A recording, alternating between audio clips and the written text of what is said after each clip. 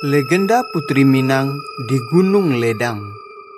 Mereka bilang, di puncak Gunung Ledang masih terdengar suara perempuan menangis setiap malam bulan purnama. Kata orang, itu tangisan seorang putri Minang yang menolak jadi ratu. Dulu, ia datang dari ranah Minang, diutus untuk menikah dengan raja besar di seberang laut. Tapi saat tiba di Ledang, hatinya menolak. Katanya, cinta tak bisa dibeli dengan tahta. Raja marah, mengirim utusan bersenjata untuk menjemputnya paksa.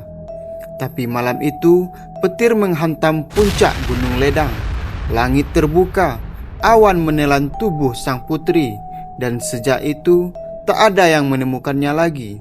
Hanya kain selendang emas tertinggal di batu, hangat seolah baru disentuh. Berabad-abad kemudian, pendaki berkata mereka melihat sosok perempuan berdiri di tepi jurang. Rambut panjang tertiup angin, menatap ke arah barat, ke ranah Minang.